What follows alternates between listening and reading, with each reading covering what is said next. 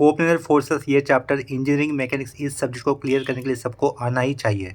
Coordinator forces इस chapter के अंदर बेसिकली दो ही मेन कंसेप्ट है। फर्स्ट कंसेप्ट है कि फोर्सेस को रिजॉल्व करते आना चाहिए और दूसरी कंसेप्ट होगी कि हमें मोमेंट ऑफ फोर्स, ये कंसेप्ट अच्छी तरीके से पता होनी चाहिए। अगर कॉन्करेंट फोर्स सिस्टम होती है, यानी कि किसी सिस्टम के अंदर सारे फोर्सेस एक ही पॉइंट से पास होते, तो वहाँ पर मोमेंट ऑफ फोर्स की कंसेप्ट यूज़ नहीं कर सकते। और इंजीनियरिंग मैकेनिक्स में दूसरा पॉइंट स्टूडेंट लोगों को ये याद रखना चाहिए कि जब भी आप लोग कैलकुलेशन करोगे, कैलकुलेशन करते हो घाई मत करना। जो भी कैल्स पे वैल्यू पुट करोगे वो वैल्यू सही पुट किए कि नहीं, वो ध्यान रखना चाहिए, ठीक है। अपने इस चैनल पे कोऑर्डिनेटर फोर्सेस इस टॉपिक का या फिर इस चैप्टर का कंप्लीट प्लेलिस्ट आपको यहाँ पर डिस्क्रिप्शन बॉक्स में मिल जाएगा। अभी के लिए यहाँ पर मैं सेम चैप्टर में से PYQ सॉल्व करवा रहा हूँ। तो देखो यहाँ पर क्वेश्चन में क्या दिया हुआ है, find the resultant force and its direction, ठीक है। रिजल्टेंट फोर्स पूछा हुआ है और उसका डायरेक्शन पूछा है। डायग्राम उस क्वेश्चन के लिए यहाँ पे मैंने साइड में ड्रॉ किया हुआ है। देखो इसके अंदर कितने फोर्सेस दिख रहे हैं हमें, 4 फोर्सेस दिख रहे हैं। एक 300 Newton acting vertical downward, 200 Newton acting towards left side along negative x axis, ठीक है। 400 न्यूटन का इंक्लाइन फोर्स है जो कि 50 डिग्री पे इंक्लाइन है एक्स एक्सिस के साथ, ठीक है, और जो कि फर्स्ट क्वाड्रेंट में जा रहा है। और ये 500 न्यूटन का फोर्स है जिसका इस 400 न्यूटन की फोर्स की लाइन ऑफ एक्शन के साथ कितने डिग्री का एंगल बना हुआ दिख रहा है हमें, 70 डिग्री का, ठीक है। तो हमें इन चारों फोर्सेस का एक सिंगल फोर्स बना लेना है, उसे हम लोग रिजल्टेंट कहेंगे। तो रिजल्टेंट निकालते वक्त आपको क्या पता होना चाहिए, हर एक फोर्स को रिजोल्व करते आना चाहिए along x axis as well as along Y axis, ठीक है। और यहाँ पर एक पॉइंट इतना याद रखना, जो फोर्स इंक्लाइन होता है ना उसी का एक्स कंपोनेंट और वाई कंपोनेंट निकलता है, ठीक है। मतलब इंक्लाइन फोर्स को ही हम लोग रिजॉल्व कर सकते हैं अलॉन्ग एक्स एक्सिस और अलॉन्ग वाई एक्सिस। तो देखो इस क्वेश्चन के अंदर हमें इतना तो पता है कि हमें रिजल्टेंट निकालना है, यानी कि सिंगल फोर्स निकालना है। तो उसके लिए स्टार्टिंग कैसे करेंगे, ये डायग्राम हमारे पास साइड में है तो इसमें साइड में कर लेता हूँ। फर्स्ट स्टेटमेंट मुझे क्या लिखना होगा, resolving all forces horizontally to get summation X, ठीक है। तो इधर देखो क्या लिखा हुआ है, resolving all forces horizontally and add them to get summation F X, ठीक है। तो लेफ्ट साइड में मैं क्या लिखूंगा, पीछे देयरफॉर देकर मुझे समेशन एफ एक्स लिखना होगा इज इक्वल टू, समेशन का मतलब एडिशन होगा, ये हो गया मेरा इक्वल टू का साइन। ये 200 न्यूटन का force along negative x axis दिख रहा है ना लेफ्ट साइड में, इसका मतलब उसका डायरेक्शन हमें लेफ्ट साइड जा रहा है, इसके कारण उसका साइन क्या लेना होगा, -200 लेना होगा, ठीक है। माइनस क्यों लिया, क्योंकि इसका direction along negative x axis है, नेगेटिव एक्स एक्सिस के कारण उसका नेचर कैसा होगा, माइनस साइन वाला होगा, ठीक है। 300 न्यूटन का वर्टिकल कंपोनेंट, ये 300 न्यूटन का फोर्स वर्टिकली एक्ट कर रहा है, इसके कारण इसका एक्स कंपोनेंट नहीं आएगा। जो फोर्स वर्टिकली अपवर्ड या फिर डाउनवर्ड एक्ट करता है उसका एक्स कंपोनेंट नहीं निकालेंगे, ठीक है।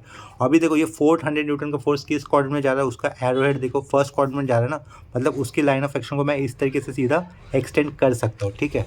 डायग्राम के अंदर थोड़े से चेंजेस कर देते हैं। मैंने क्या कहा अभी इस 400 न्यूटन का फोर्स से लाइन ऑफ एक्शन को हम लोग सीधा एक्सटेंड कर सकते हैं। तो हमें क्या लगेगा, ये 400 न्यूटन का फोर्स फर्स्ट क्वाड्रेंट में जा रहा है, ठीक है, इस तरीके से ऊपर की तरफ जाएगा। ये जो कॉन्करेंट का पॉइंट है उसको मैं एक्सटेंड कर देता हूँ। राइट साइड में ये पॉजिटिव एक्स एक्सिस का डायरेक्शन में बना दिया, ठीक है। इधर एंगल 50 है तो इधर भी एंगल कितना होगा, 50 डिग्री होगा, ठीक है। ये फोर्स की वैल्यू ये कितनी है, 400 न्यूटन है। तो इसका एक्स कंपोनेंट क्या होगा, पॉजिटिव होगा, क्योंकि फर्स्ट क्वाड्रेंट में एक्स कंपोनेंट वाई कंपोनेंट दोनों पॉजिटिव होते हैं। एक्स कंपोनेंट की वैल्यू क्या होगी, 400, फोर्स की वैल्यू कॉस, क्योंकि एक्स कंपोनेंट के साथ हमेशा कॉस आता है, और उस फोर्स के लाइन ऑफ एक्शन ने एक्स एक्सिस के साथ बनाया हुआ एंगल जो कितना इस केस में 50, ठीक है। तो 400 न्यूटन इस फोर्स का एक्स कंपोनेंट क्या होगा, देखो प्लस क्यू, क्योंकि फर्स्ट क्वाड्रेंट में 400 फोर्स की वैल्यू एक्स कंपोनेंट के साथ हमेशा कॉस आएगा, और उस फोर्स की लाइन ऑफ एक्शन ने एक्स एक्सिस के साथ किया हुआ ही एंगल हमें लेना था, वो कितना है 50, ठीक है। तो ये एक्स कंपोनेंट हो गया 400 न्यूटन इस इंक्लाइन फोर्स का अलॉन्ग एक्स एक्सिस, ठीक है।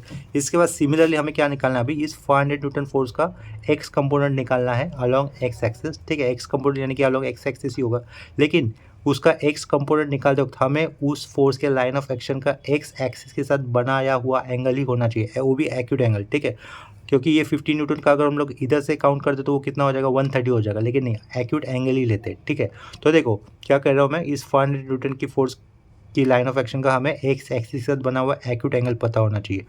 ऑप्टिक्स एंगल तो हमें पता चलेगा कितना, 50 + 70 120 होगा, ठीक है। अगर इधर से कितना होता है 120 होता है तो ये कितना होगा 60 होगा ना, तो इधर से एंगल कितना होगा 60। तो एक्स एक्सिस के साथ 400 न्यूटन के फोर्स ने एंगल कितने डिग्री का बनाया हुआ है, 60 डिग्री का। वो कैसे निकाला हम लोगों ने, देखो लीनियर एंगल का एडिशन कितना होता है 180, तो 50 + 60 110, 110 और ये 70 180, ठीक है। तो वो कंसेप्ट यूज़ कर हमें ये नीचे वाला एंगल कितना मिलता है 60 डिग्री, ठीक है। यानी कि 500 न्यूटन की फोर्स क्योंकि लाइन ऑफ एक्शन का एक्स एक्सिस के साथ एंगल कितना है 60 degree. And this 500 Newton force lies in fourth quadrant. Fourth quadrant के अंदर एक्स कंपोनेंट प्लस होता है, वाई कंपोनेंट नेगेटिव होता है।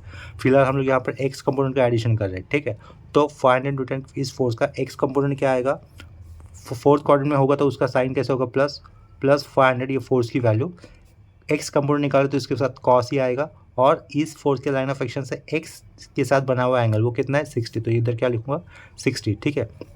इस 300 न्यूटन के फोर्स का एक्स कंपोनेंट नहीं आएगा because this force acting vertical downward, या फिर वो वर्टिकल है तो उसका एक्स कंपोनेंट नहीं आएगा, ठीक है। तो इन्हीं फोर्सेस का हमें क्या कर देना है, एडिशन कर देना है, इज इक्वल टू इधर पीछे क्या लिखोगे, समेशन एफ एक्स लिखोगे, ठीक है। तो इसको कैलकुलेट कर देते हैं।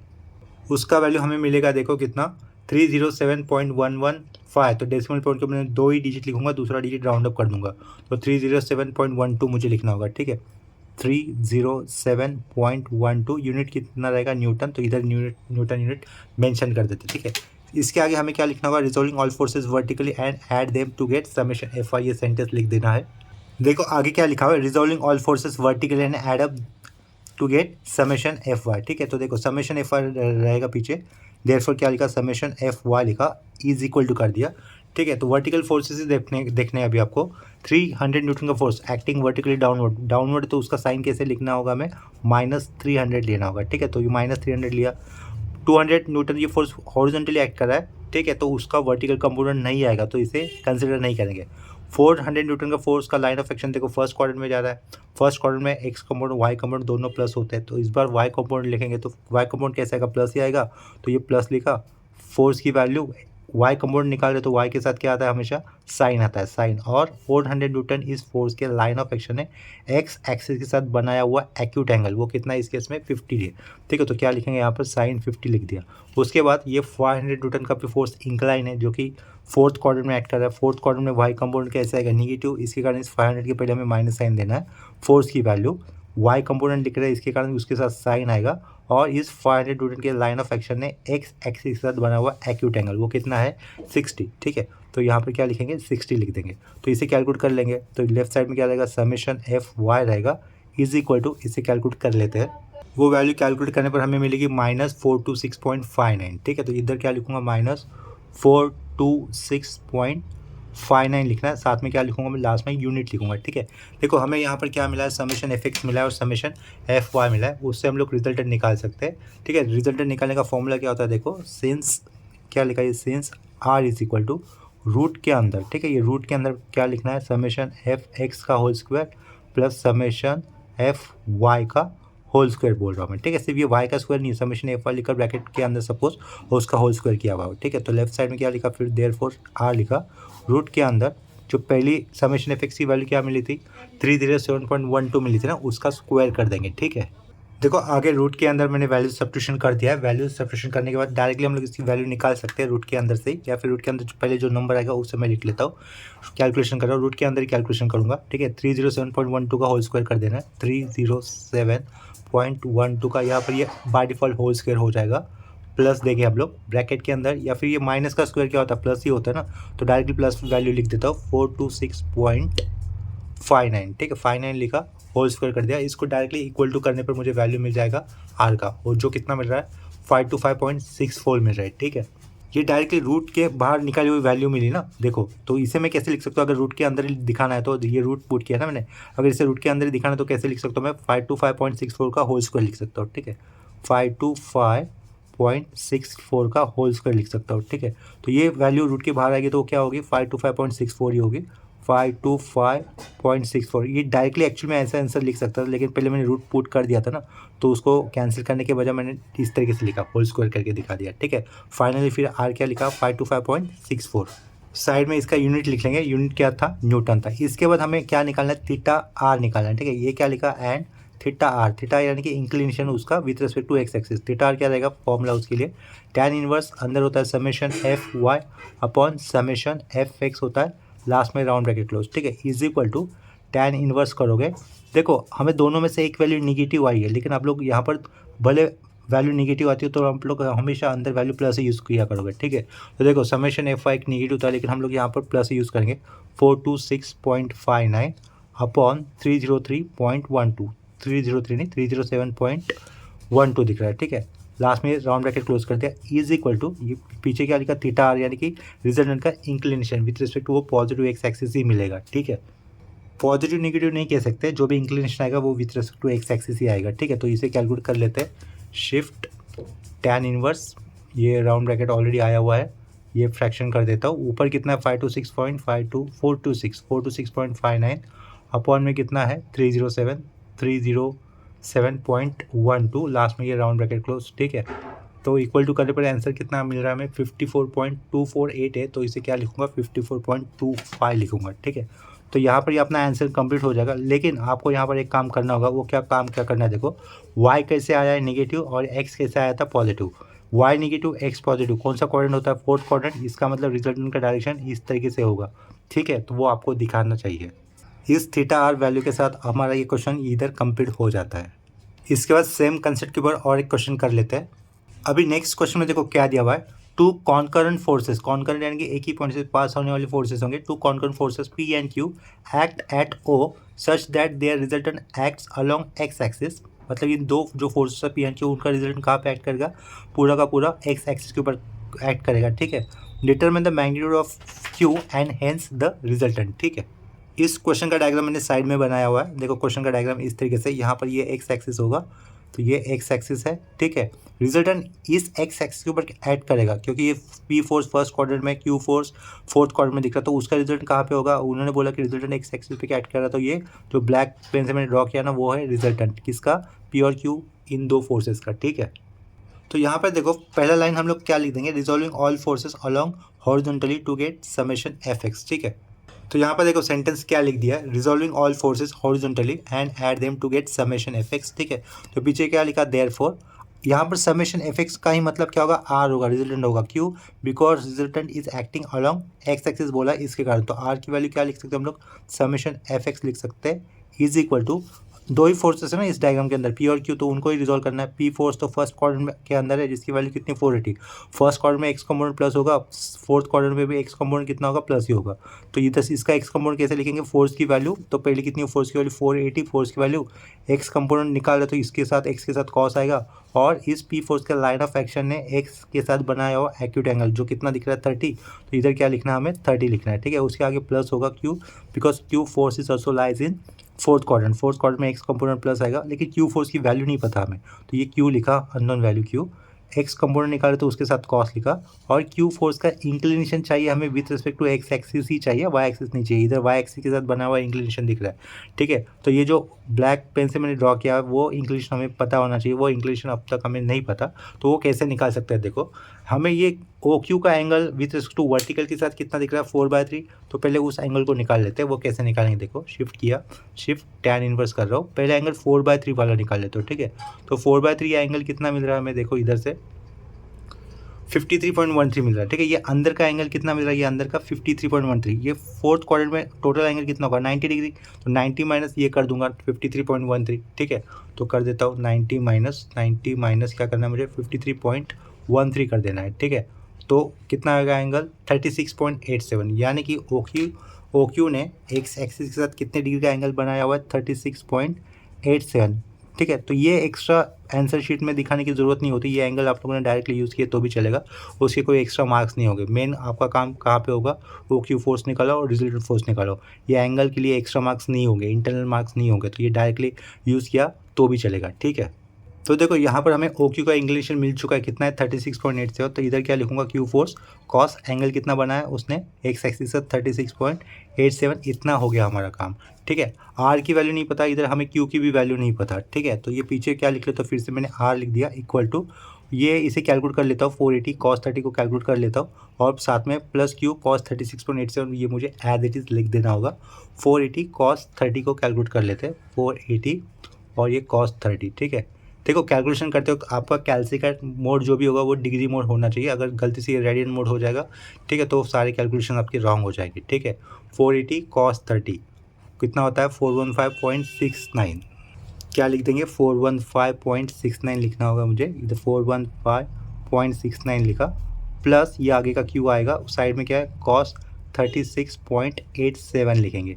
ठीक है। इसे एक इक्वेशन रहेगा ये अपना, जिसमें आर और क्यू अननोन है, इसे साइड में कर देते हैं, नंबर 1 से रिप्रेजेंट कर दिया, ठीक है। एंड अभी क्या करना होगा, resolve all forces vertically and add them to get summation F Y, ऐसे लिखना है। तो देखो वो सेंटेंस मैंने यहाँ पर लिख दिया है, resolving all forces vertically and add them to get summation F Y. Therefore left side में मैं क्या लिखूंगा, समेशन एफ वाई लिखूंगा, is equal to P a force कैसे था, फर्स्ट क्वाड्रेंट था, उसका इंक्लिनेशन एक्स के साथ कितना था, 30 डिग्री का था, ठीक है। पी फोर्स की वैल्यू कितनी थी, 480, यहाँ पे क्या लिखा 480। वर्टिकल कंपोनेंट निकाल तो यहाँ पे वर्टिकल के साथ क्या आएगा, साइन आएगा, एंगल कितना था, 30 डिग्री था, ठीक है। क्यू फोर्स ये था फोर्थ क्वाड्रेंट के अंदर, ठीक है। फोर्थ क्वाड्रेंट में उसका वर्टिकल कंपोनेंट कैसे होगा, निगेटिव होगा, तो उसके कारण यहाँ पर minus sign. Q force unknown था, उस अननोन यानी कि क्यू वैल्यू, वर्टिकल कंपोनेंट तो साइन, और उसका एक्स के साथ बना हुआ एंगल कितना था, 36.87। तो वो एंगल में थोड़ा सा नीचे लिख रहा हूँ, इधर साइन किया गया, 36.87 आया था, ठीक है। देखो क्वेश्चन के अंदर क्या बताया गया था कि ये जो फोर्स सिस्टम है, इसका रिजल्टेंट कहाँ पे एक्ट कर रहा है, अलॉन्ग एक्स एक्सिस, तो इसका वर्टिकल कंपोनेंट नहीं होगा। अगर वर्टिकल कंपोनेंट होगा ही नहीं तो समेशन एफ वाई भी कैसा होगा, 0 होगा, ठीक है। तो इधर हम लोग क्या कर देंगे, since resultant is acting along, since R, resultant के लिए आर लिखा, सिंस आर इज एक्टिंग